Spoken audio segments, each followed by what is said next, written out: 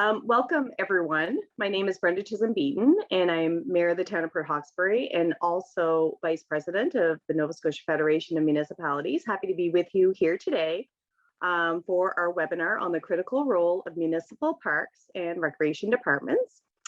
And I would like to start by acknowledging that this event takes place on Mi'kma'ki, the ancestral and traditional lands of the Mi'kmaq people. We acknowledge the peace and friendship treaties signed in this territory, and we recognize that we are all treaty people. And also to let folks know, we are recording this session. So with that, I am very pleased to introduce our panelists here today. We have Rachel Bedingfield, and we have Jackie Onsescu and Mary Sweetman, and they are all here today. Rachel is the Recreation Director of the Town of Kentville. Jackie is the Associate Professor with UNB, and Mary is the Associate Professor at Acadia University. So I will now turn things over to our presenters, and they will begin the presentation. And if we have time at the end, we can do a little Q&A. I would ask that those watching just go ahead and type your questions in the chat option, and we will try to get to them if there's time at the end. So over to the three of you. Thanks so much. Thank you.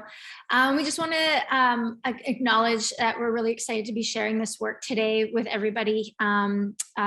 I contacted the organization saying, we'd like to present this work. We think it'd be beneficial for your membership. And that's kind of how we got to you today through this webinar. My name is Jackie Onsescu. I'm with UNB, and I'm just going to be controlling the presentation as we move forward, but I'm going to be passing off slides to Mary and Rachel as we move along. Mary, do you want to do any further land acknowledgement? I don't think we need to. I think that was beautiful. I think other than just, and maybe this will come up in questions, or just how we grounded our research and our work within truth and reconciliation, and that was an important part of our thinking and our delivery. So, but that was lovely. So yeah, we can keep going. Okay, perfect. So our agenda for today is we're going to give a bit of a highlight of the project and the research details. We're going to talk about COVID's impact on marginalized or equity-deserving residents and the implications to accessing recreation. Rachel's going to dive into the work that the Town of Kentville did with their recreation provisions during the pandemic, and we're going to be able to explain why that approach was necessary to reach citizens that are equity deserving. We're going to talk about the benefits, like the research outcomes, and they're associated with the benefits of the provisions for the families, but also in terms of partnerships and collaborations that Rachel established. And then also talk about the role of recreation during the pandemic and answer any questions. So that's our plan for today. We have a lot. I will say that this is only a small portion of the findings of our project. We don't have enough time to present on everything, but we really wanted to target the work and the important role of municipal recreation during this pandemic. Let me see if I can get this to move. Rachel, this is you. This is me. Thank you, everyone. And yeah, thanks for joining us today. I echo what Mary and Jackie said. We're very excited. So my job is to introduce you to the Town of Kentville, and this is a lovely little map that was drawn up. The Town of Kentville is situated within Kings County. There are three other, besides King County Municipality, we have the Town of Berwick, the Town of Kentville, and the Town of Woofle that are in this region, along with a number of other villages. But we service around, we have a tax base of around 6,500, and we service around 25,000. So, you know, we're a good size for Nova Scotia, but still relatively small. It's an interesting community. We have a really interesting dichotomy that goes along, because we have Open Arms, which is a shelter for folks who are experiencing homelessness. We have a meth clinic like a lot of other communities. We also have a thriving service industry. So we have the Valley Regional Hospital here. We have lots of lawyers and doctors' offices. And so the town kind of goes from one end to the other in terms of who we see downtown and in our parks and play spaces on a regular basis. And what this means is that often we can see people. I can look out my window and see people who we wouldn't normally see in other areas where spaces aren't overlapping like that. And it's what it does mean is that we need to face our challenges head on, and this is what led to this research and the conversations within it, and that we're going to have. Perfect. Thanks, Rach. So we're going to give some context to this project and how we came to be. And I'm going to start off the conversation. I am a researcher at UMB, and I've been focusing on access and inclusion to community sport and recreation, predominantly looking at the ways that poverty intersects with these delivery systems. And Rachel and Mary and I actually all went to university together at Acadia years ago, all graduates from the recreation management program at the time. And I moved back to the East Coast to do this work. And Rachel and her department have been very keen about how does recreation become a mechanism to supporting poverty reduction. And so we were having conversations before the pandemic based on research I've done out west with families marginalized by income. And so that kind of got us started on this conversation. Then the pandemic happened, and all of a sudden we were in a position where we could act quickly.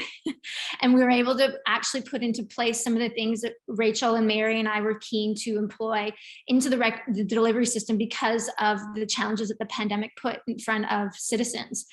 So that's kind of how this got, we were talking about this long before the pandemic happened. One of the key factors of this project was that Rachel had a lot of relationships built in the community. So I'm going to let her kind of explain that piece of this context of this project. Yeah, thanks, Jackie. I think that's a really important piece here, because we wouldn't have been able to do what we were able to do because without those partnerships that we've already created. And we're talking about partnerships with youth serving organizations, with organizations that struggle with homelessness, with organizations that struggle with literacy levels, diversity focused organizations. And because of that, we had already built that relationship. So they knew that they were able to reach out to us for support when the pandemic hit. When Jackie says that we had the opportunity once the pandemic hit to do things differently, it was because everything that we knew, as I'm sure you're all aware, was taken away from us. So it was kind of the opportunity we'd been looking for to wipe the slate clean, to say, okay, now let's rebuild our delivery model from the ground up and see if it has a greater impact, because what we had discovered before leading into the pandemic is that our current delivery model is actually causing more divisions in community than we had liked to hear. And that's not something that we wanted to be a part of. So when we talk about the recreations department in that multi-sectoral approach, very much in the town of Kentville, we sit at tables that focus on food insecurity, that focus on community safety. We work quite closely with the Kentville police force. I lead the work on homelessness and getting folks in safe places and shelter. And certainly we've seen that more and more during the pandemic, and we've seen more and more people take up shelters in our parks and trails. And then of course, child and welfare services was something that we've always been a part of. But during the pandemic, it became even more apparent. And the last piece I'm going to end on here is how important it is that we had those relationships, because no longer is recreation saying we need to have a place at this table because we are our municipality's role in public health and public safety, but rather people are inviting us to sit at their table because they see how important recreation is to achieving their own outcomes.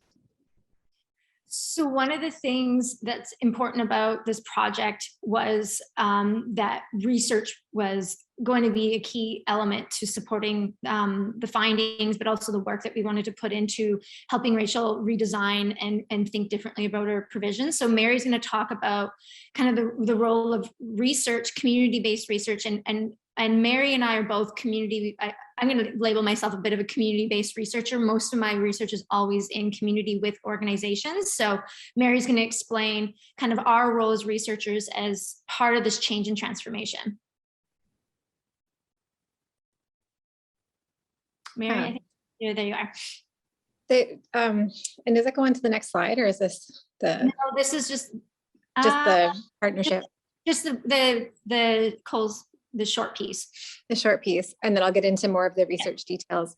I think, like, I don't know if I need to add much more, we can move on, but just around that community action research means that we are in partnership with Kentville. And actually we've been in that partnership for a long time. So Rachel and I, we both live, work and play in the Kentville area. And so very much invested in that. And then Jackie has been involved for a long time. And so we're just, I guess the point is just to say that this didn't just happen during the pandemic, but that we've had a long relationship of integrating research into our work. Yeah. And the last piece is that we know from a research perspective that recreation has a significant role to play in community crisis. And we've seen that over decades. We're seeing that out in BC right now with the floods. Recreation centers and facilities often become hubs, but we also know recreation delivery systems also provide experiences in community to offset and buffer the psychological stress that comes from dealing with difficult times such as a pandemic. So all of this combined brought us to kind of together to do this project. So our project details, two things were taking place. One was we wanted to understand the social and the sorry, I gotta move things around so I can read. So one was that we wanted to help Rachel and her team and work collaboratively with community residents and the staff to redesign services to address the social and economic inequities through community development and leisure education. In March 2020, Rachel and I did a webinar with Canadian Parks and Recreation highlighting how she was redesigning her delivery systems. And we worked with Mary as well to look at pillars to the delivery system that Rachel could lean into for making decisions on what to provide. And we focused on community development and leisure education. And we then, the second piece of the project was evaluating if this work that Rachel was doing with these kind of core pillars underneath her provisions had an impact on families.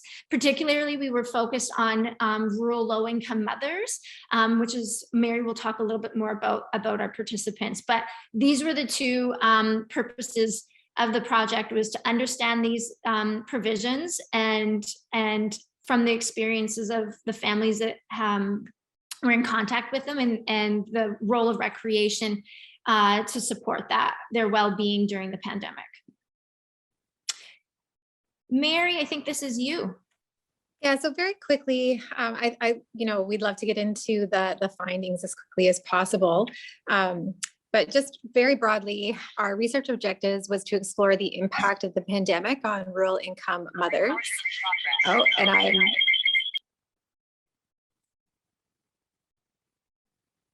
Mary, you're muted.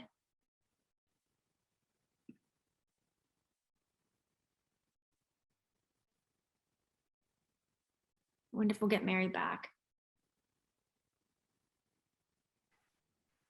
I think she was just transitioning between her laptop and her phone, so she'll probably be back. Okay.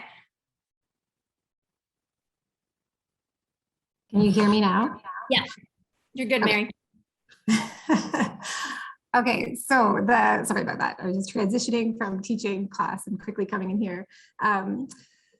So our two objectives were to explore the impact of the pandemic on rural low-income mothers, with including BIPOC mothers and mothers living with disabilities. And then our other one was to investigate the impacts, if any, of the recreation provisions provided by the Town of Kentville and other organizations. We included, our focus was on the Town of Kentville and then all of their partnering organizations. You want to go to the next slide, Jackie? Yeah. What is really exciting about this research, I think, is that we used a community participatory design or community action research. And what this means is that we developed our research questions, our research process, all the way to dissemination with our community partners. And so that's having Rachel at the table, right from writing the research questions and the grant all the way through to the end. And as we're not there yet, I think this will be a multi-year project as we continue on with it. This also means that we had a community advisory board, and this board was made up of stakeholders, including community organizations, mothers who wanted to be part of the process from beginning to end, who identified as low income and living in the Kings County area. And then we also had representatives from our local Indigenous communities and from African Nova Scotian communities. Both Indigenous and African Nova Scotian communities play prominent roles in our areas. And we have historically, in the Annapolis Valley, we have 8 African Nova Scotian communities that have been here for over 400 years. And then we also have 2, one in particular, Mi'kmaq community that's quite close to Kings County, or in Kings County, but quite close to Kentville. So part of our work was interviewing a diverse group of low-income mothers, and we did 29 interviews, and we had 2 amazing research assistants who helped us out with this, who are graduate students, who are just phenomenal. And they might be online today, so a shout out to Laura and Megan if they're there. And then we also conducted 3 focus groups with the Town of Kentville and 2 of their community partners. And this was really important to have what I would say a crystallization of the research, which means looking at it from multiple angles. So not just talking to the moms or not just talking to the community partners, but allowing lots of different voices to be heard.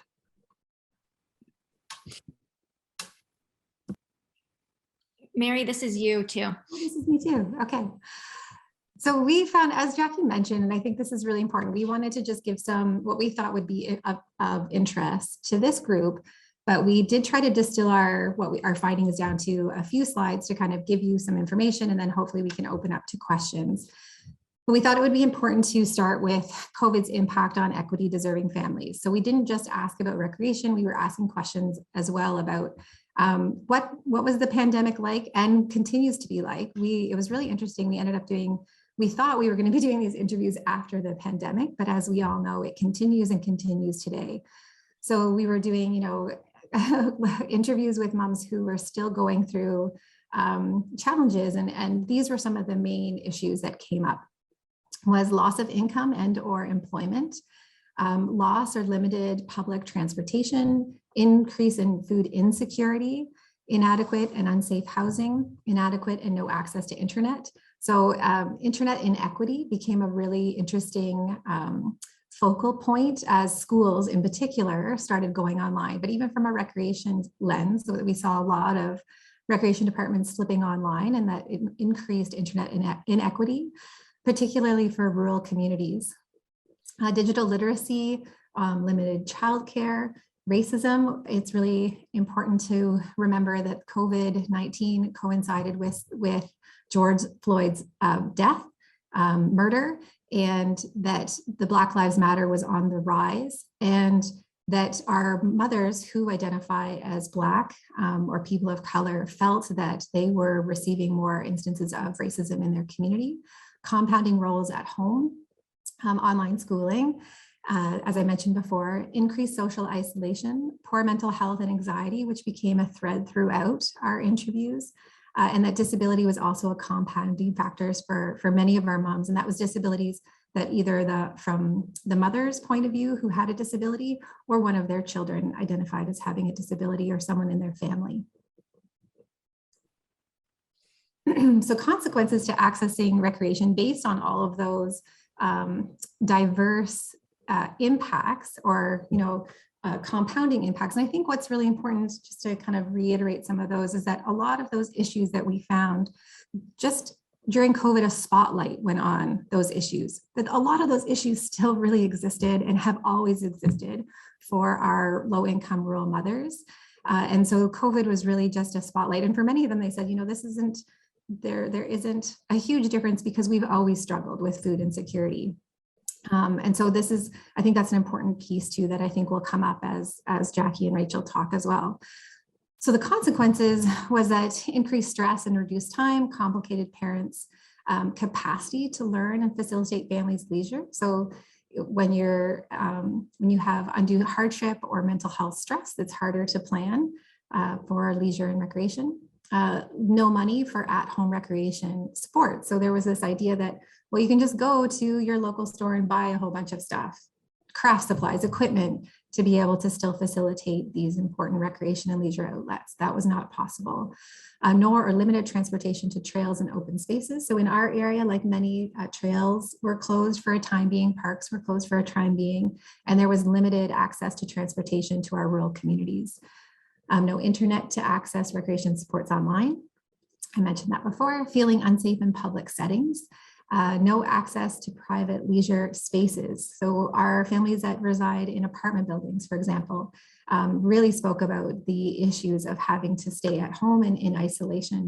They had no outdoor space to go in. And as I mentioned, there were parks and trails that had limited access to leisure because they were closed during that time. Thanks, Jackie.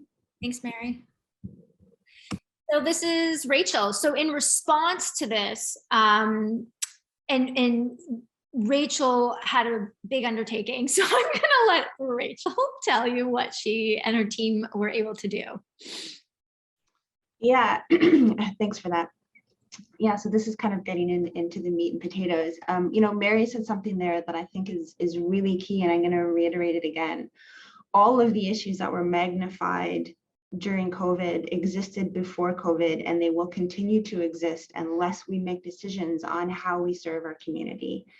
And this is kind of one of the biggest pieces there. So we kind of had an inkling things were going on before the pandemic, and it was just thrown in our faces. Oh my goodness, this is a crisis. And our communities are not ready for this crisis because we have not practiced community resiliency.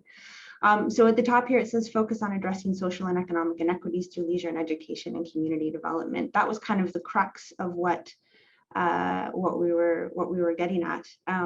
Collaborating with community organizations. So again, having those relationships with organizations within our community who are already working with persons who are equity deserving was quite key, because it meant that, okay, so we already have this connection. It's not necessarily us, but it's through these partnerships. And really what happened at the beginning is that they reached out to us to say, we are struggling. Not only are the people that we're serving struggling, but as an organization, we're struggling because we are at a max. And so that was one of the things, is that we sat down and said, okay, what could we do? If you look down there that says the word play kits, that was one of the pieces that came up. When Jackie, Mary, and I sat down at the very beginning, it was taking a look at where are people able, depending on where we were in the lockdown and the pandemic, able to participate and access leisure services. So at that point at the very beginning, people weren't permitted in parks and trails in this region anyway. And so if you didn't have a yard to go to, if you didn't feel comfortable going outside because of safety concerns, then you had your living room. Maybe you had access to a bit of green space. Maybe you felt comfortable going up and down your neighborhood. So this idea of how do we bring services to people where they're at was created. So it's kind of linked throughout. Decentralization of services was a key one there. The play kits were created with a leisure education model in mind. And for those that don't know leisure education, it's kind of that full gamut. So we want people to walk away not just with the experience of participating in something, but also with the knowledge and understanding of a skill development that they could repeat again on their own, maybe some education around how they can access public transport in order to get to parks, maybe with an idea of who would want to participate in that service again. So walking away kind of with your leisure tool belt. We talk a lot about having this tool belt for well-being, for personal well-being, and that was the premise of that. So through our partners, we actually delivered over 400 of these kits to families in this region. And we didn't open them up to the public at this point. This was strictly through our organizations, and it was great. And one of the questions we always get is how are they paid for? Thankfully, there was a lot of money that our organizations were actually able to access. So with their help, we were able to pay for all of the supplies. And the kits were created based on, whether you're a family with young kids or you're a senior or you're a youth. And we really worked with our partners to create those. Honestly, we still make those. People really love them. We get students actually to help us out every year. The information is put on our website, and if you can't afford the supplies that go in the kit, then we'll figure it out and we'll get it to you. But at that point, we were delivering them. The decentralization of services was really key. We needed to meet people where they were at. Not the traditional way of saying, we're going to run this camp here, you need to come to us. That wasn't working. People weren't allowed to gather in places. So we took a look at where people were able to go, offering many things in parks, sometimes neighborhoods, sometimes cul-de-sacs. And that's where that look, the equipment loan program, a lot of your units I know offer equipment. And that was really great. We turned ours into a delivery loan program. So you let us know what equipment you need and we will drop it off at your house. I have stories of staff being so excited, almost in tears, because they pulled up to a house and the kids would come running out, so excited that play was finally here. And then we'd have to say, you just need to back up on your step. We're just going to drop it off here and then walk away. But it was, it was really lovely, and families depended on that. The other piece that happened when we went to people's houses to deliver things like the kids is that we would stand on the doorstep and have conversations, sometimes for 10, 15, 20, 40, 50 minutes, to people who hadn't talked to anybody. They were feeling isolated, and all they were looking for is a chance to talk and talk about their fears and their hopes and what they needed. And it turned into, this was something that we just have to acknowledge that our community needs, and therefore it's okay for staff to spend that much time out talking with people, connecting with people, checking in. And we ended up actually taking some phone numbers and giving some phone calls. Hey, how are you doing? We haven't heard from you in a week. Do you want anything delivered? How's it going? One of our staff, Linnea, who is also very integral in this research, she actually worked with Open Arms to deliver some food boxes to folks, and then was able to speak to the recreation services once she was at the step. We had a bunch of flyers in there, give information. We handed things out that focused on mental well-being, crafting, all of these different pieces. The last piece that's here is the payment model. Like Jackie said, we had done a lot of work coming into the pandemic. With finding ways that our community can better access the services that we have, because we just know how important recreation is to community and individual well-being. So we've been playing with a lot of payment models, as I know a lot of your units have, including the pay what you can. So you just decide what you can pay to drop in. During the pandemic, we actually backed off of that a little bit and offered just a lot of free stuff. And fortunately for us, there were some monies that were out there. We weren't spending monies in other areas in our department. We weren't lining fields, for example. So that was the savings there. So we were able to just simply say, this is too important. You need to access these services, and people were so happy with that. And I think one of the things that has run through all of this is, as a department, we would sit down and say, what can we do to give our community hope?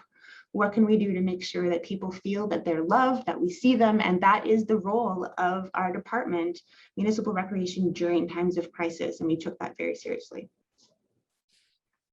Thanks, Rachel. One thing I want to make note of too is that there's a lot of other things that Rachel was doing for the public, but because we're focused on citizens that have a harder time accessing recreation services, we were addressing the inequities. When we talk about those social and economic inequities, it's transportation, income, food insecurity, and then how do we redesign and think about recreation to tackle and work with through those issues, tackle those issues to get services to families that can't reach Rachel. And these, I can't say this enough, all of this has existed in community in advance of the pandemic. And this was something that Rachel, Mary, and I felt was an opportunity to actually act quickly. And thankfully, Rachel council was really supportive of the work that she does, that we were able to put in place things really quickly and to do this. And just if anybody's curious about, this kind of the pillars of the delivery system that Rachel kind of put in place, we have, I think, a recorded presentation of those pillars with more detail that we can probably get from Recreation Nova Scotia or CPRA, Canadian Parks and Rec, and share that with anybody that would like to hear it. Or if not, if it's gone into the abyss, I'd be happy to do that presentation again for anybody that's curious about what those pillars look like and how we kind of built this. Jackie, can I add one more thing? Sorry, I just remembered. I think, the other thing that we noticed is that communities around us were actually cutting back on their recreation services, which actually put more more emphasis on our department. And I don't want to use the word strain, but there was a lot of pressure on our department to deliver and to pick up in some of the places where other communities weren't feeling that they were that their needs were being met. And so in the midst of this pandemic, Jackie mentioned how supportive our council was. I actually had to hire extra staff to keep up with the demand. We just couldn't do it, and we probably could have hired more, but it just turned into, we actually took over our entire recreation center to create kind of a hub. This is where everything, this is like the assembly line for kits, this is the sanitizing station for the equipment loan program. This is, you could only go in there if you were, you had mask on and kind of everybody was sanitized, and we just managed to just switch everything around. But the need was so great, and this is what I wanted to emphasize, that our department grew in size during the pandemic. Good point. So what did this all mean for the families that we interviewed? How did they experience these provisions, and why does this matter?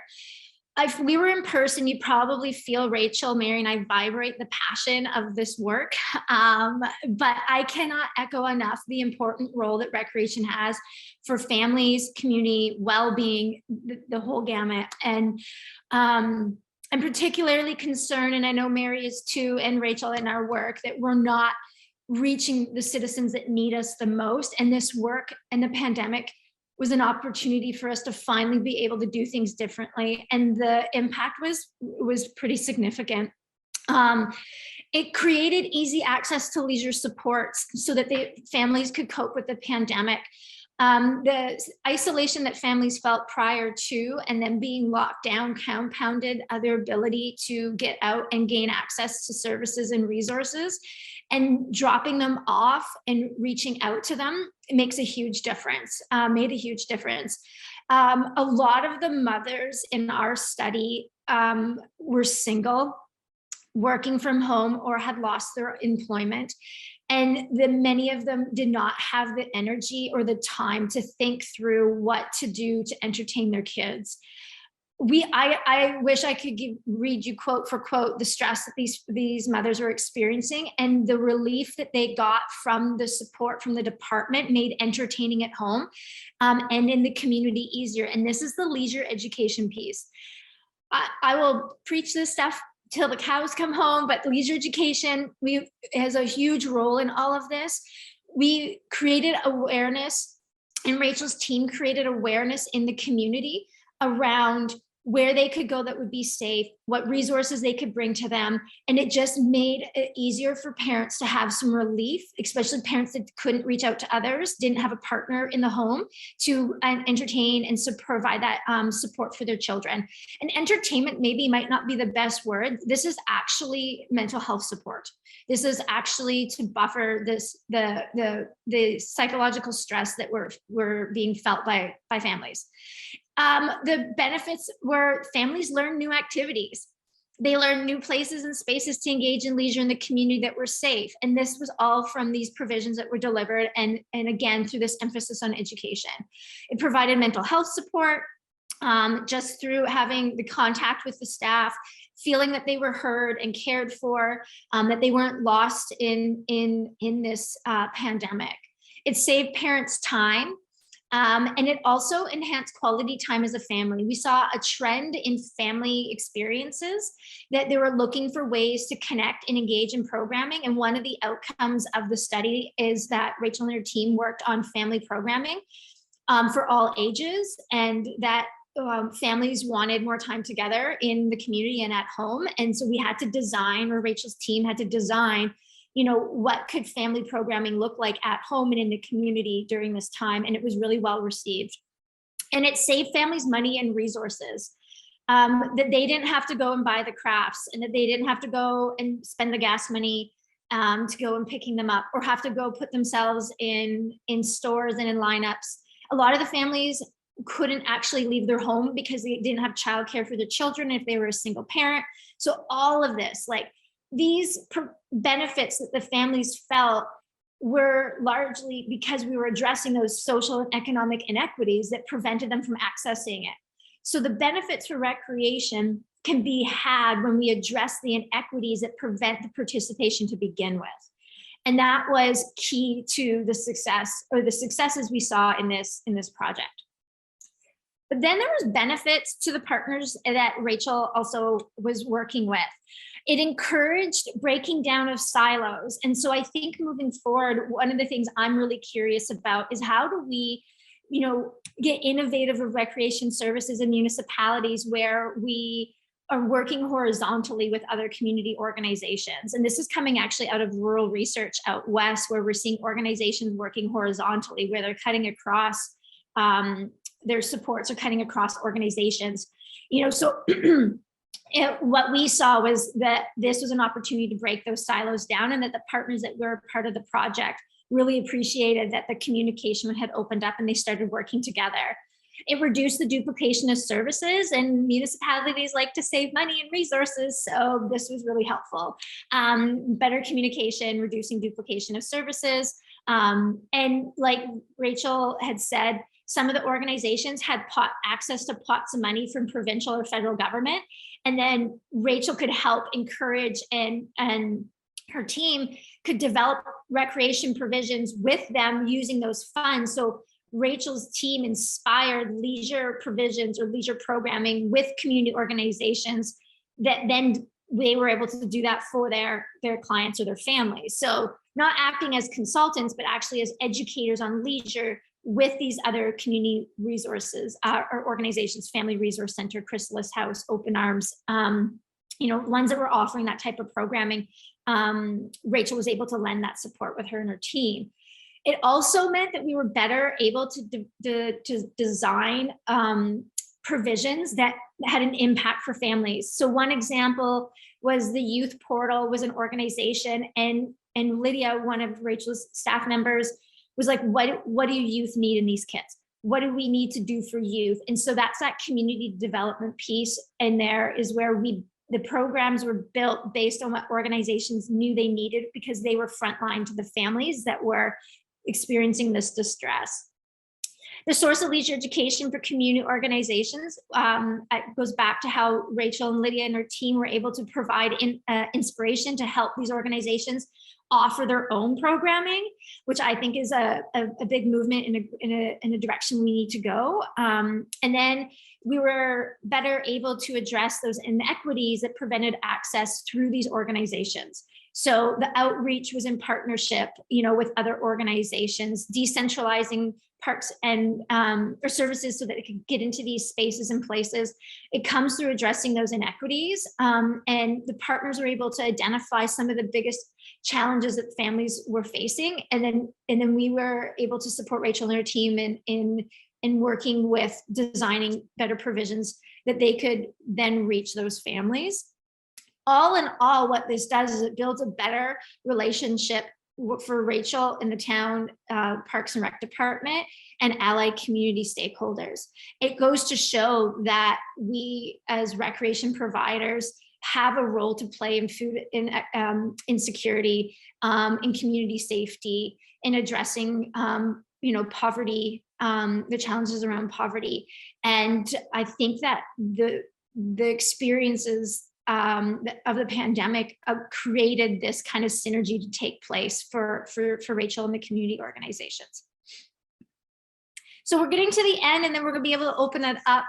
But I think Rachel, I don't know, or Mary, if either of you want to kind of bring to light kind of these key points of during the pandemic.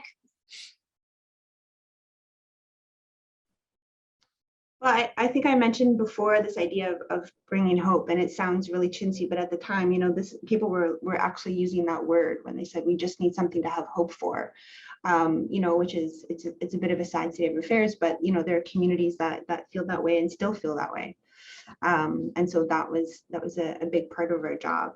Just touching on something that Jackie just said around those partners and breaking down silos. We just held a partner gathering. We do that every year, where we pull people in and we give them lunch and ask questions and figure out how we can best move forward. And they have said that since the pandemic and all of us working together, that their silos have been broken down and they are collaborating more effectively together, which is really great when, as we know, organizations often fight for the same resource because they're not working together. So that was a really good news story that came out of that. I don't know what else to say about this slide. Exposure to new activities encourages physical activity. What were we going to say about this slide, Jackie? I think we talked about it. Mostly that what was gained, but more importantly that, you know, it was interesting during the pandemic.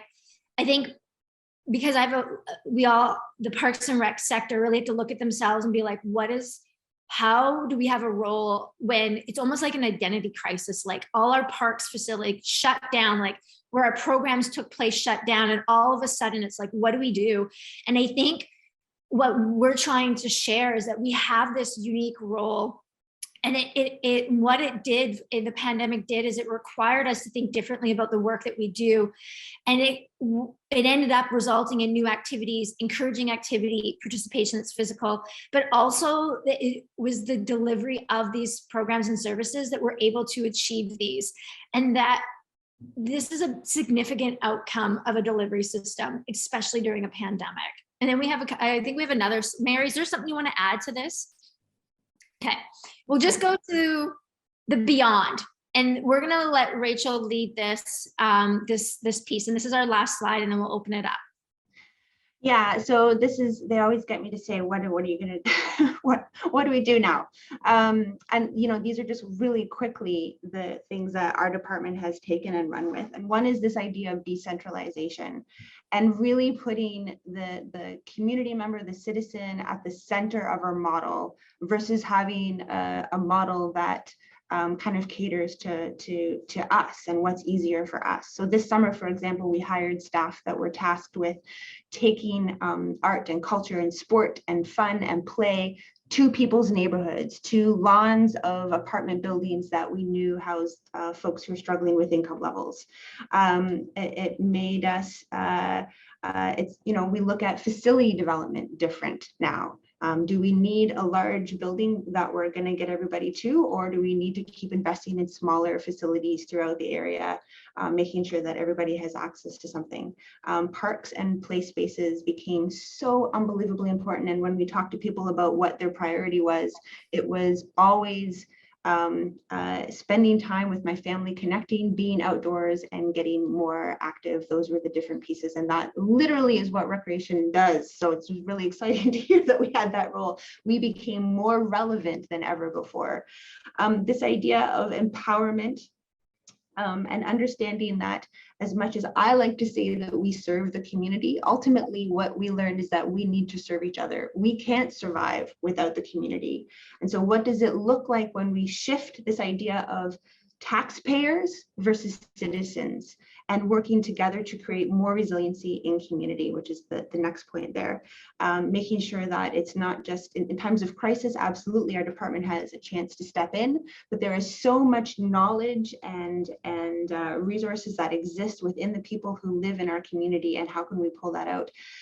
Things like, for example, when we do staff training, what would happen if we also open that up to the general public? I mean, the worst case scenario, for example, is that we have more people around the skate park that have first aid training. Amazing. That would be just a really awesome thing, right? Or what happens if we'd offer a town-wide anti-Black racism seminar? These are all the things that we're talking about in terms of building resiliency and getting people in our community to share their own stories. And again, looking at this idea of equity, which of course means fairness, and putting everything through that lens. We know that we need to do a lot more work when we're engaging with the BIPOC population. We don't do that yet, but that also means hiring practices. That also means making sure that that we're culturally appropriate when we offer things. That means acknowledging that we are working on Mi'kmaq and making sure that we're being led by the community versus the other way around. So there's still a lot of things that we're working out, but I can tell you that at our community meeting that I just talked about, where they mentioned that they all work very well together now, And normally that's kind of the end of it. We get them to come in and we get them to evaluate us. How is your recreation department doing to serve you? And this time we ended up with what assets are around the table and how can we all combine those assets together to move forward as a community, to make sure that everybody is seen in the services that we all offer. And that immediately changed the conversation so that we are just one part of a larger team. And ultimately it's going to create a more resilient community, more resiliency within the individuals in the community. And we're hopefully ready for the next pandemic, whenever that is, if we ever get out of this one. Mary, is there anything you want to add to these points? I don't think so. I'd love to take open up for questions, and then maybe we can dig in a little deeper.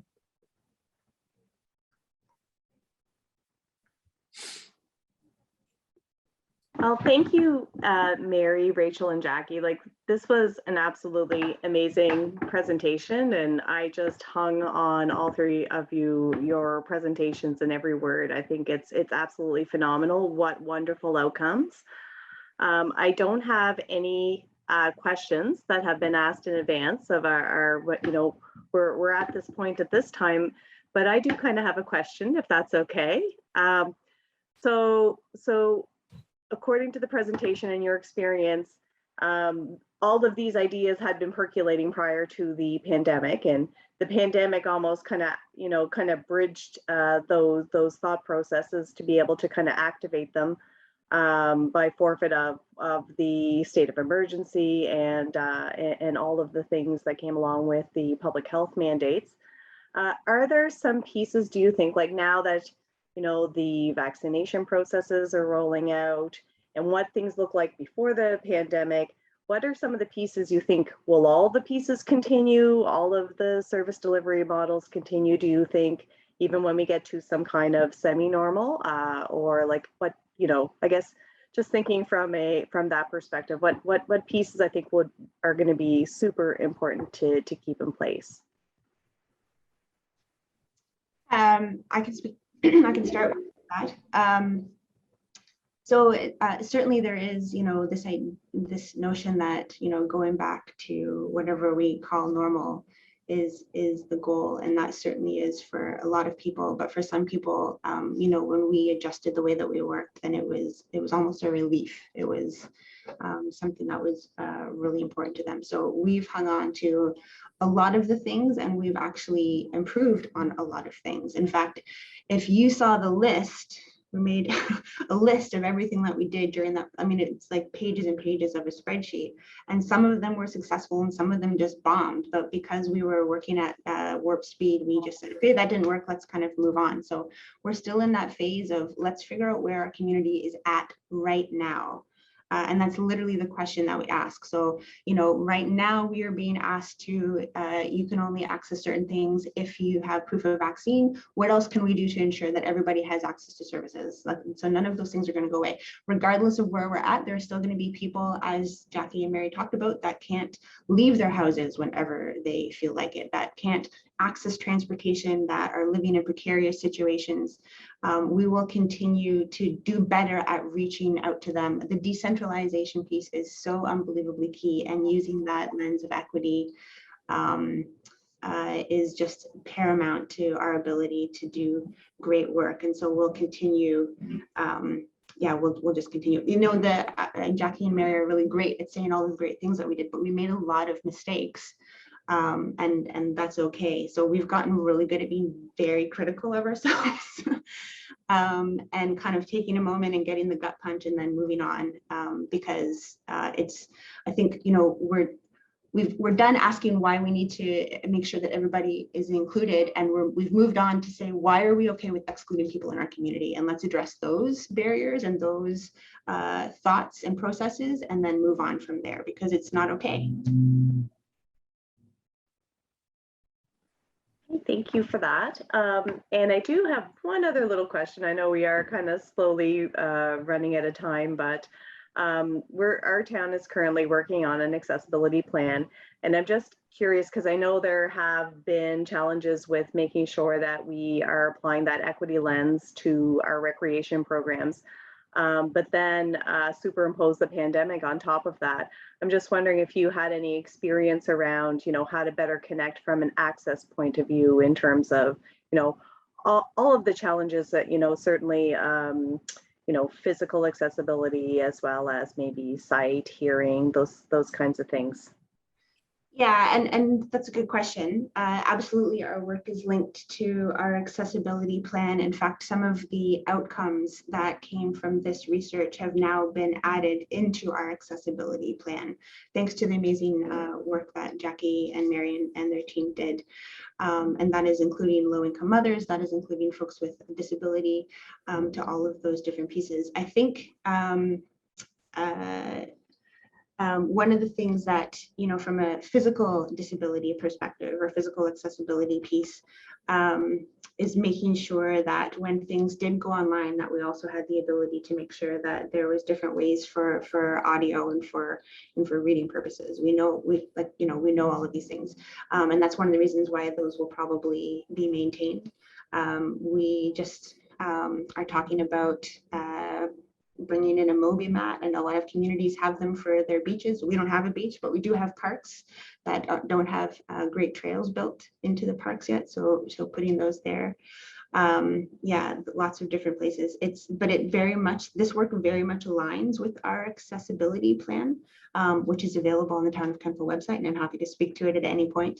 But that piece really came out, and this research was, like I said, is a big component of that. So with our accessibility committee, the results of this study are also on the table as what can we do to improve services, not just in recreation, but as a town, to ensure that everybody has access to them. I don't know if that answers your question. Absolutely, it absolutely does. So was there any particular program or service delivery that you really want to do but didn't have a chance to roll out yet? Oh my gosh, I think we rolled out everything, honestly.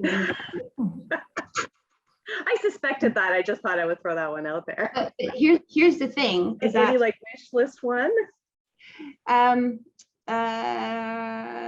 Well, the ones that were the highlight were when we actually went to people and we would do things in their neighborhoods and in the cul-de-sacs, and and that included art, that included sport, that included having people in our downtown center square come and join us for breakfast. While they were doing things, that included sitting down with people who are, have built encampments in our parks. And what happens when we actually treat folks like human beings and say, we understand, we're working with you to find a different shelter. In the meantime, hey, do you think you could help us do a bird count? So it humanizes your approach, right? I mean, this is what recreation has the ability to offer. So that's another project that I'm working on right now with public health in terms of recreation's ability to support encampment issues. Oh my gosh, what else is going on? There's also, we also learned that because sport didn't exist for the first wave of the pandemic, that even though we have 6 ball field or 6 soccer fields, 5 ball fields, all these sport facilities in Kentville, people didn't feel comfortable actually going onto the field that I'm paying people to mow because they weren't part of a team, and only sport and teams and people who are involved in sport have access to that. So we started this big community campaign about everybody is welcome here. If you need a soccer ball, if you need whatever, you come here, or you can just roll down it or have a picnic or fly a kite. Yeah, so all of these things, but I have to emphasize that we have a lot of ideas, but the majority of our ideas come from the people in our community. This is what I need. This is what I need in order to be able to participate. This is this idea I have. What about this? Can you think of something that can help my daughter and I? And that's when we start going, okay, we've got to figure this out.